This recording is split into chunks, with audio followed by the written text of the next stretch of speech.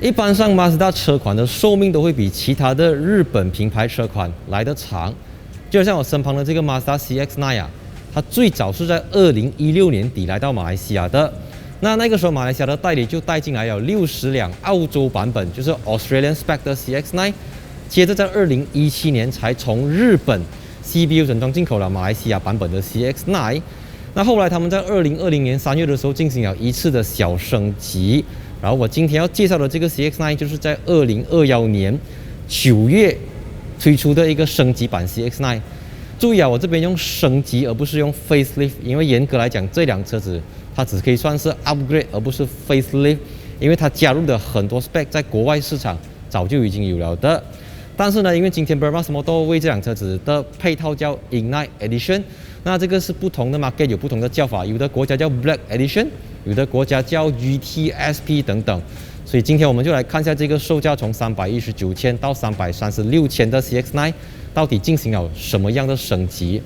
那如果你留意价钱的话，就会发现到其实这个价钱跟2020年版的价钱没有差太远，因为现在我们有这个50% SST 的税务回扣，所以就变成升级了。可是价钱好像没有什么升级到这样子。And 还没有订阅的朋友记得订阅，还没有 subscribe 的朋友记得 subscribe， 记得 follow Instagram account and let's move on。我们先从车头的部分讲起。这个2021年版的 CX-9呢，你可以看到它的 front view 这边是用了很多的 high gloss black 这样子的 pattern 啊，就是之前可能是 chrome， 可能是银色等等，所以整个东西就是更加的 bonus 啊，他们叫不是 bonus 啊 ，boldness 啊 bonus。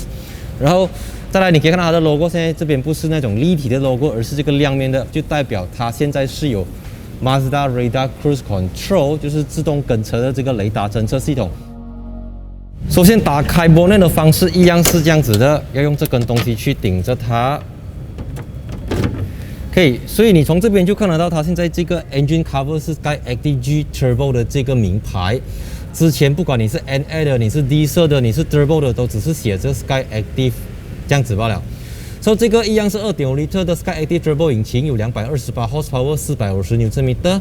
马来西亚另外一个采用这具引擎的车款就是 CX-5 2.5 Turbo， 但是 CX-5 2.5 Turbo 只有 All-Wheel Drive 4轮驱动版本，而这个 CX-9 呢就有 Two-Wheel Drive， 就是 Front-Wheel Drive， 还有 All-Wheel Drive 4轮驱动系统。然后它一样是搭载这个 Skyactiv Drive 6速自动变速箱。CX-9 虽然是一个在日本生产的车款，可是在日本本土并没有售卖这款车，主要是因为它的车身的长度跟宽度5075mm 的车长跟1969mm 的车宽不是很符合日本的这个法规，所以日本本土只有售卖 CX-8。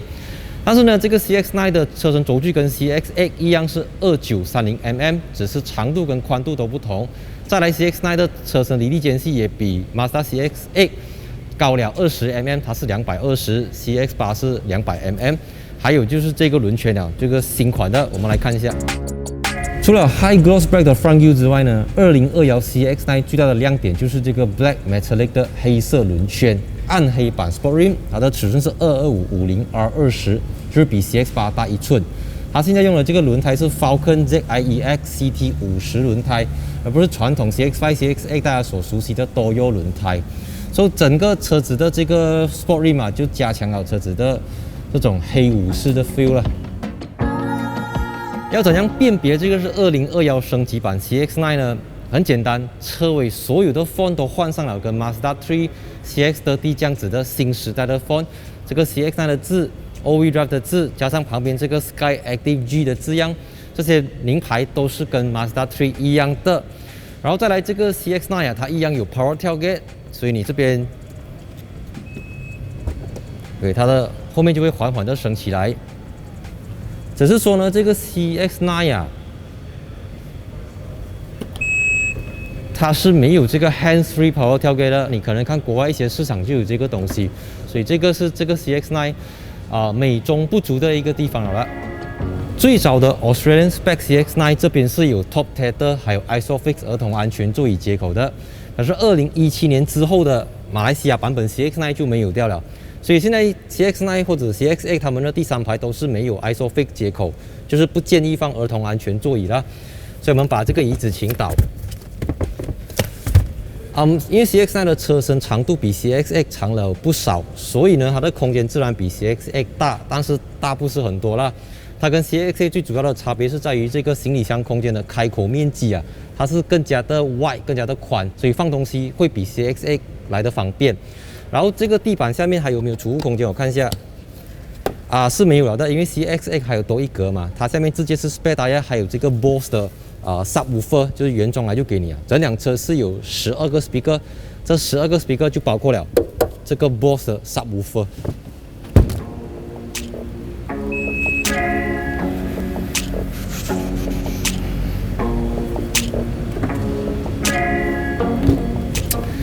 坦白讲啊，在上下车的时候 ，CX-9 的确是比 CX-8 更容易跨进去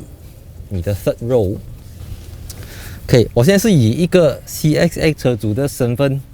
来测试一下 CX-9 的第3排。其实 to be honest 是大同小异的，只是说设备方面它就比较足了。因为 CX-9 呢，这边有 USB 接口是 2.5A， 左右边各有一个。然后呢，你注意到吗？我的这边呢，它有2个 speaker， 因为 again 这辆车是有12个 Bose speaker， 包括这2个东西，所以我的 CX-8 看了没有这个东西流口水，因为要转动要什么的嘞，然后它不是很容易加的东西，不是 plug and play 的，懂吗？然后因为 CX-9 马来西亚版本的只有 7 seater， 所以我前面是3个座椅3个座位的，所以当你3个座位打开了过后，第一你镜头看不到我，然后呢中间也没有走廊，所以你下车必须要透过这个轮拱上方这边出，然后中间的 aircon 也吹不到第3排了，所以呢我的 CX-9 2+2+2 的好处就是 aircon 可以透过这个走道吹到我，我也可以透过中间下车。So my CX-8 is still the best。我留意到 second row 椅子的这边多了这个 button， 没有错的话，它就是 One Touch Reclining Seat， 你按下去。所以这个时候呢，你直接轻轻的推就可以了。所以这个是小孩子，因为一般上我们拉这边小孩子可能太矮拉不到嘛，所以小孩子这边就可以按，方便他要上下车。我觉得 One Touch Reclining Seat 是一个非常贴心的设计啦，因为你弄不到这边，你就按这边，轻轻的推，这样子。Like I mentioned before， 这个 CX-9 是只有 2+3+2 的。所以第2排是3人座的格局，没有 Captain Seat， 也没有 Center Console， 就是这样子罢了。然后中间这个扶手呢，哇，非常的厚，哇，这个 Burgundy Leather 酒红色 Leather 真的是很显眼啊，因为我不 mention 它，你都很难不注意到它。这边有2个杯架，里面有2个 USB 的接口，然后这边是下面是没有 Cup Holder 的啦，这个马来西亚版本的。然后 Aircon 一样哦，这个跟 CX-8 是大同小异，没有分别的。手动的这个扇叶遮阳帘，这个在 CX-8 High 版本也是有，但 CX-8 没有的就是这个 Bose 音响系统 ，Come on， 它有12个 speaker， 294 watt amplifier， 然后这个车一样有玻璃天窗，不过不是全景式的啦，所以只有前面这一小块罢了，也够了啦。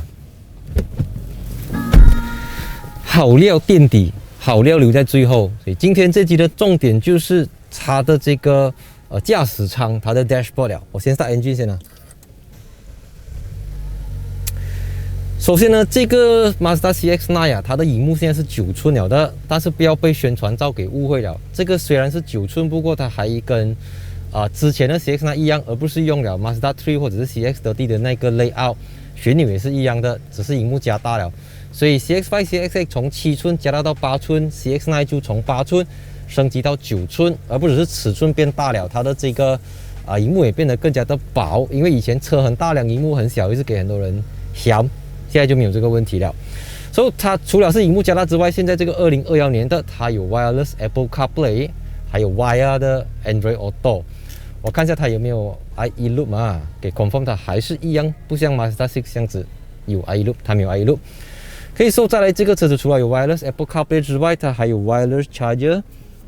第几边？它是 QI 的气的这个 wireless charging 手机无线充电器。再来第2个重点就是它有 Mazda Radar Cruise Control， 你从方向盘这边就可以看得到，它有这个自动跟车的功能，你可以选择开启或者关闭。这个是继 Mazda 3 CX-30 之后，马来西亚第3款原装就有 MRCC 给你了的。再来方向盘后面一样有这个 pedal shift， 这个 Mazda CX-9 在2020年升级的时候就从 GVC 到 GVC Plus， 那这辆车子也是一样的。然后这边有这个发热椅，还有 ventilation seat， 还有什么？我再看一下它的里面系统啊，还有那个我流口水的 Bose， 哎呀，你看这个 Bose 虽然它只有294瓦，可是因为它有 Bose Center Point 跟 Bose Audio Pilot， 因为它是原厂 Bose 跟 Mazda 去设计的，所以它可以营造出一种很 surrounding 的 sound 啦。然后12个 speaker， 刚才后面2个，下面1个、3个、4个、5个、6个、7个。它不像 CX-5、CX-8 这样子啊，他们这边是一个推的，它的推的是在放在这边的，8个、9个 center speaker 10个，剩下2个在哪里啊？找不到了，总之就是很多个 speaker 就对了。还是一样 USB 2.0， 不是 USB Type-C 的接口。然后基本上Burgundy Red的椅子然后它是有10项电动调节的，非常的atas，非常的舒服，非常的养眼。然后这边是用了很多的Chrome， 还有这个 Piano Black 钢琴烤漆，而不是像 Australia 版本它用的是实木，有点类似 Open Pole 这样子的。但是马来西亚这个就比较叫 Inline Edition 嘛，就是比较 fancy， 比较比较眼这样子啦。等下有一个很重要的东西我要确认一下，因为有时候 Mazda 的萤幕它只是尺寸加大，像素并没有变轻。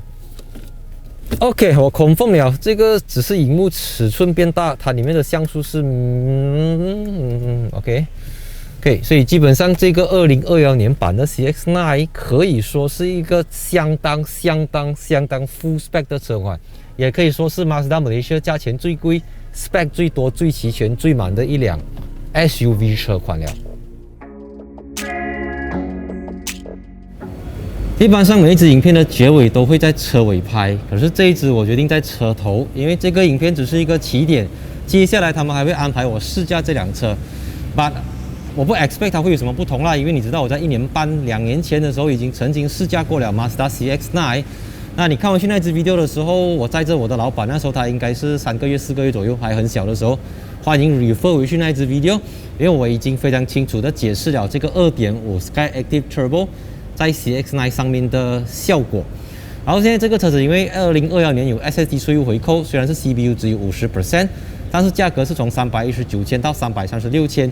有 2-wheel drive 和 4-wheel drive 2个版本给你选择。然后 CX-9 虽然是 CBU 整动进口，不过你一样可以获得5年 free maintenance， 还有5年或者10万个 kilometer 的这个原厂的 warranty 啦。所以希望下一支影片你们还留守在这个频道，还没订阅的朋友记得订阅，还没 subscribe 的记得 subscribe。See you in my next video in 3, 2, 1 cut。